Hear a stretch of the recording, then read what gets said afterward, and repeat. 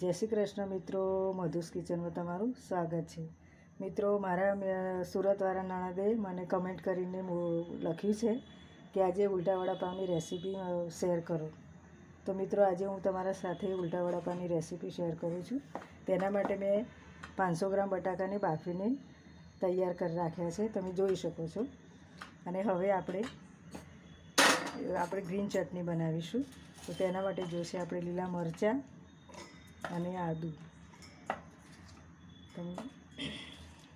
લીલા ધાણા એડ કરીશું।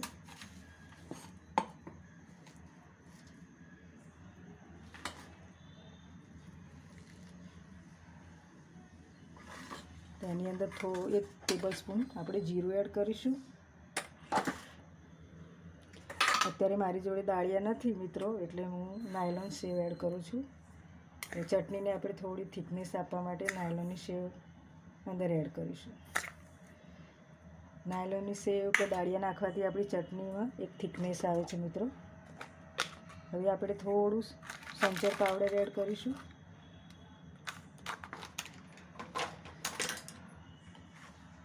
થોડું સાદું મીઠું એડ કરીશું, વધારે નહીં, થોડું જ એડ કરીશું। તેમાં લીંબુનો રસ એડ કરીશું। આદું, મરચાં, લીલા મરચાં, આદું અને કોથમરી અને ફુદીનો બધું જ મેં અંદર એડ કરી દીધું છે। હવે આપણે આ ચટણીમાં થોડું પાણી એડ કરીશું। આપણે વધારે એડ નથી કરવાનું, કારણ કે આપણી ચટણી થોડી ઠીક રાખવાની છે, બહુ પતલી નથી કરવાની, તમે જોઈ શકો છો। હવે આપણે આની ચટણી બનાવી દઈશું। મિત્રો, તમે જોઈ શકો છો ગ્રીન ચટણી મેં તૈયાર જ કરી દીધી છે। હવે આપણે તેને બાઉલમાં કાઢી લઈશું।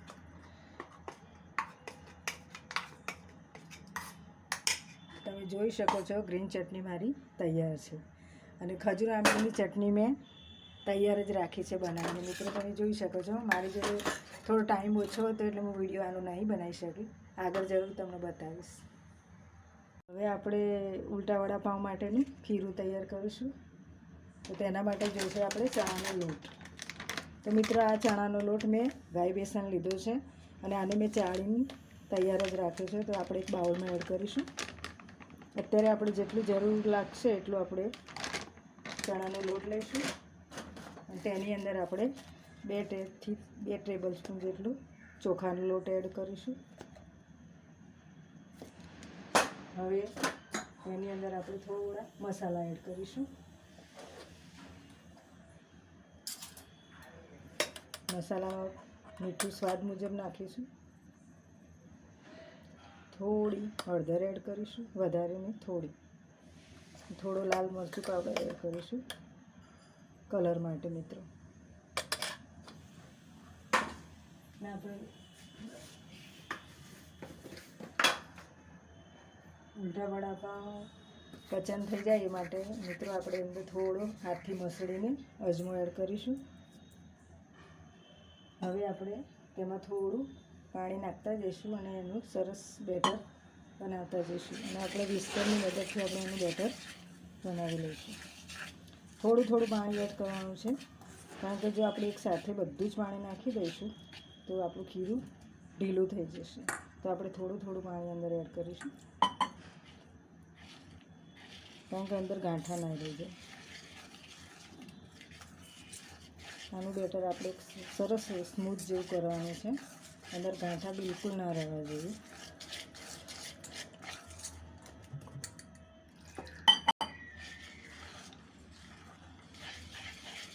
તમે જોઈ શકો છો મિત્રો, હું થોડું પાણી એડ કરીને ખીરું તૈયાર કરું છું। જો આપણે એક સાથે બધું જ પાણી નાખી દઈશું તો ઢીલું થઈ જશે, એટલે આપણે થોડું પાણી એડ કરીને આપણે ખીરું બનાવવાનું છે। તો તમે જોઈ શકો છો કે આપણું ખીરું તૈયાર છે। થોડું પાણી અત્યારે એડ કરીશું ફરીથી। તમે જોઈ શકો છો આપણું ખીરું તૈયાર છે ઉલટા વડાપાવ માટેનું।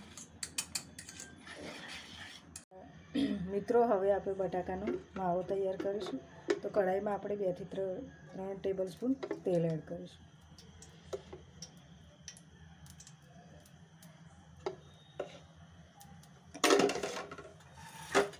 હવે આપણે એમાં 1 ટેબલ સ્પૂન જીરું એડ કરીશું.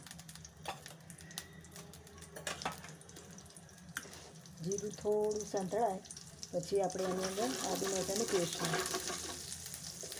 હવે આપણે એની અંદર આદુ મરચાંની પેસ્ટ નાખીશું.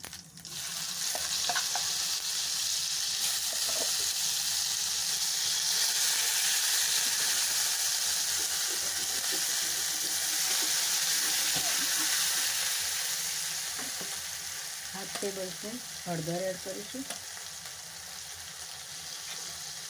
1 ટેબલ સ્પૂન ધાણા જીરું પાવડર એડ કરીશું. 1 ટેબલ સ્પૂન લાલ મરચું પાવડર એડ કરીશું.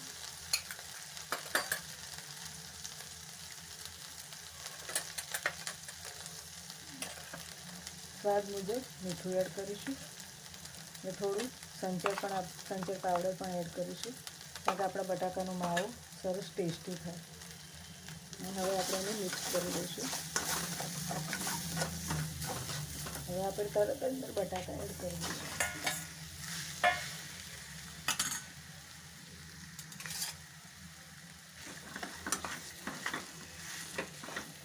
તમે જોઈ શકો છો બટાકાનો માવો આપણો સરસ રીતે મિક્સ કરી દઈશું. બટાકાના માવાને આપણે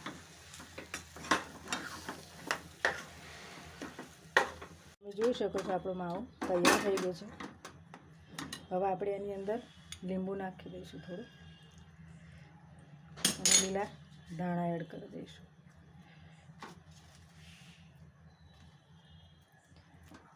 તો આપણો ઉલટા વડાપાવનો મસાલો બહુ સરસ ટેસ્ટી તૈયાર છે, તમે જોઈ શકો છો. તો મિત્રો હવે આપણે ઉલટા વડાપાવ માટેની જે બ્રેડ આવે છે એને આપણે કટ કરી દઈશું. જો તમે જોઈ શકો છો હું કઈ રીતે કરું છું. એક બાઉલ લેવાનું છે અને થોડું હાથથી થોડું આપણે આમ દબાવવાનું છે અને આજુબાજુની જે કીર છે કિનારી તે આપણે કાઢી લઈશું. જો તમે જોઈ શકો છો આ રીતે મેં બ્રેડ તૈયાર કરી છે. ફરીથી પણ હું એક બ્રેડ બતાવી દઉં છું તમને. ઘણા લોકો પાવ પણ લેતા હોય છે મિત્રો, પણ હું હંમેશા બ્રેડ જનો જ યુઝ કરું છું, કારણ કે આપણે બનાવ બ્રેડ સારી રહે છે. જોઈ શકો છો તમે બ્રેડ તૈયાર કરી દીધી છે. આ બધી જ બ્રેડ મેં તૈયાર કરીને રાખી છે મિત્રો, તમે જોઈ શકો છો.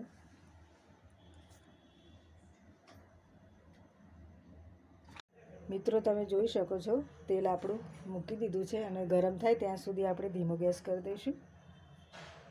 અને હવે આપણે બ્રેડ ઉપર ચટણી લગાવીશું.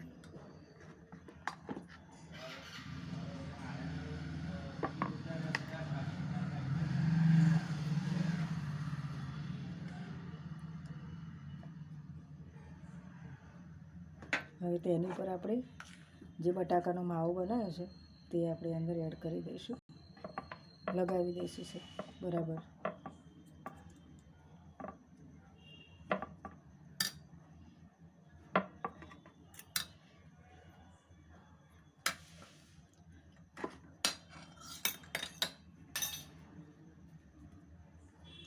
આપણે બંને બાજુ લગાવીશું મિત્રો. જો આપણે બંને બાજુ સરખો રીતે આપણે માવો લગાવીશું તો આપણો ઉલટા વડાપાઉં બહુ સરસ લાગશે, ખાવામાં પણ બહુ સરસ લાગશે. મારા ઘરમાં તો આ ઉલટા વડાપાઉંની રેસીપી હું વારે વારે બનાવું છું અને એ બધાને ખૂબ જ ભાવે છે અને બધાના ફેવરેટ છે ઉલટા વડાપાઉં. તો તમે જોઈ શકો છો મિત્રો કે મેં અંદર અને બંને જગ્યાએ સ્ટફિંગ ભરી દીધું છે. હવે બીજી આપણે લગાવી દઈશું ચટણી બીજી બ્રેડ ઉપર.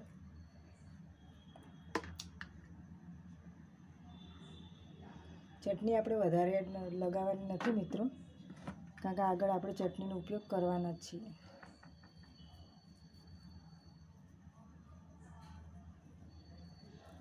તમારે જેટલો માવો અંદર ભરવો હોય એટલું તમે ભરી શકો છો મિત્રો.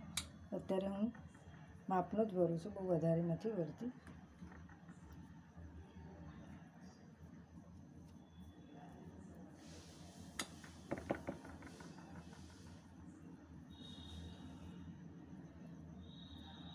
જોઈ શકો છો તમે મેં બંને બાજુ માવો ભરીને બ્રેડ તૈયાર જ રાખી છે. હવે આપણે એને ખીરામાં ડીપ કરીને તળીશું. હવે આપણે જે ખીરું તૈયાર કર્યું છે ચણાના લોટની, એની અંદર આપણે થોડો સોડા એડ કરીશું, ખાવાનો સોડા. આપણે એને વિસ્કરથી થોડું મિક્સ કરી દઈશું. થોડું બરાબર હલાવીશું. હવે આપણે આ જે બ્રેડ તૈયાર કરી છે મસાલાવાળી, એ આપણે અંદર ડીપ કરી દઈશું.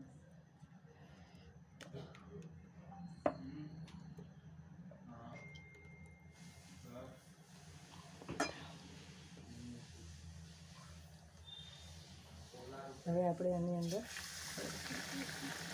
આપણે ધીમો જ ગેસ રાખીશું મિત્રો, કારણ કે આપણે ધીમા ગેસે જ તળવાનું. બહુ હાઈ ગેસ કરી દઈશું તો ચોંટી જશે નીચે બ્રેડ.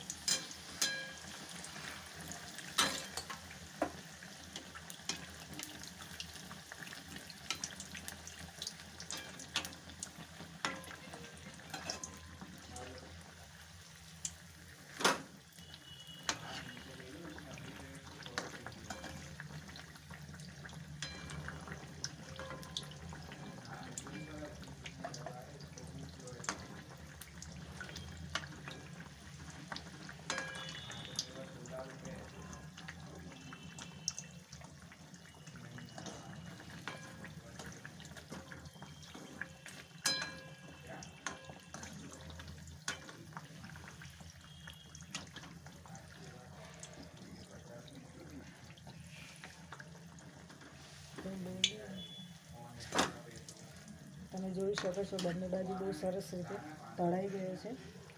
હજુ આપણે થોડો તળાવવા દઈશું. મિત્રો, આ ઉલટા વડાપાઉં મારા ઘરમાં બધાને બહુ જ ભાવે છે.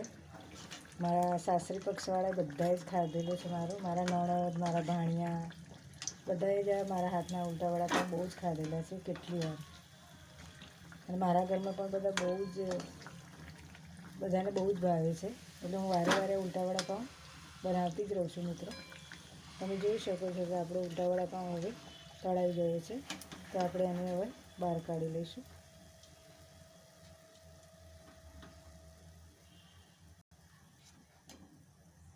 તમે જોઈ શકો છો આપણો ઉલટા વડાપાઉં તૈયાર છે. હવે આપણે એને સર્વ કરીશું. તો જોઈ શકો છો મિત્રો, હવે મેં આ ઉલટા વડાપાઉં તળી દીધા છે, અને હવે આપણે એને કટ કરી દઈશું.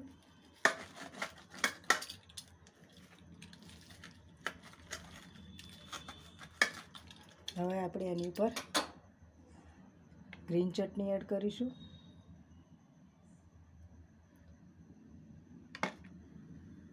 ખજૂર આમલીની ચટણી એડ કરીશું.